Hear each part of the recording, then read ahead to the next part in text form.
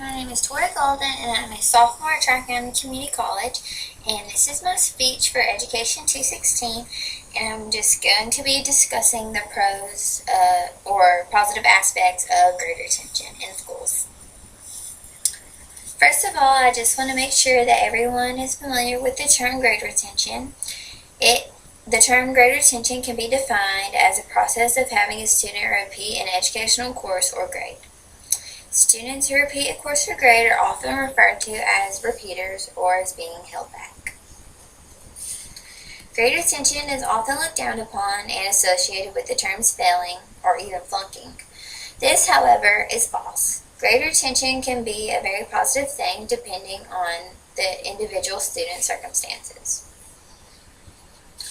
Grade retention can be a very difficult decision for the parents as well as the teachers or anyone else who is involved. Parents sometimes choose to retain their students for several different reasons, and we'll discuss those reasons later on. Other times, it is ultimately the teacher or the school's administrative staff's decision to retain the student or not. Grade retention is considered when a child has significant struggles in making academic progress in areas such as math, reading, or writing. Also, it is considered when a child fails to meet performance levels that are expected of him or her for promotion to the next grade.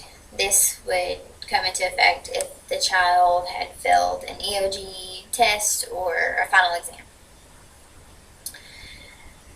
Grade retention is also considered when a child appears to be too young or immature for their age or compared to other students in their class. Grade retention occurs throughout all schools, both public and private, elementary, middle, and high school. But it is thought to be less harmful on students in lower grades rather than students in high school.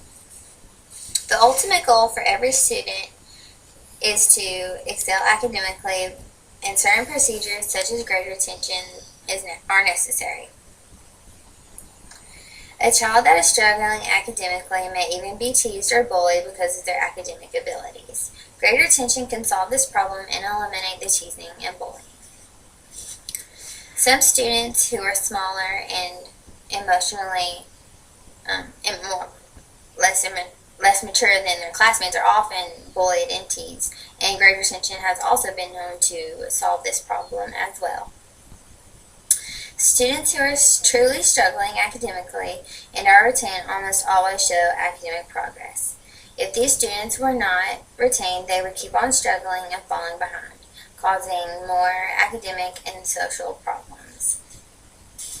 Because students who are retained tend to show academic progression, their self-esteem and self-concepts tend to increase as well. A student's self-esteem and self-concept is extremely important, especially in lower grades, because a good self-esteem and self-concept can help you go a lot further in life, and if a child has a bad self-esteem, it's very likely to follow them all the way through adulthood.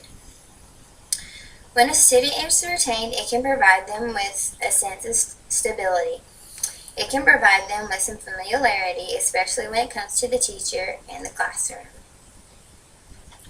It has been noted that retention is most beneficial when the student receives an intensive intervention, something like one-on-one instruction or after-school tutoring, something like that, in areas in which they are struggling throughout the retention year. Some teachers, however, believe that promoting students to the next grade level that aren't prepared isn't fair to the students who are prepared.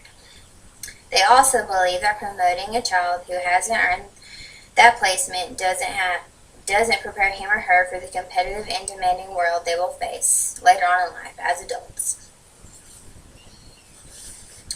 The well-being of the student must be considered when it comes to grade retention. There are several positive aspects, but teachers and administrators must remember every child and every case is different, and all options need to be looked at before the final decision is made to retain the student or not. Thank you so much for your time.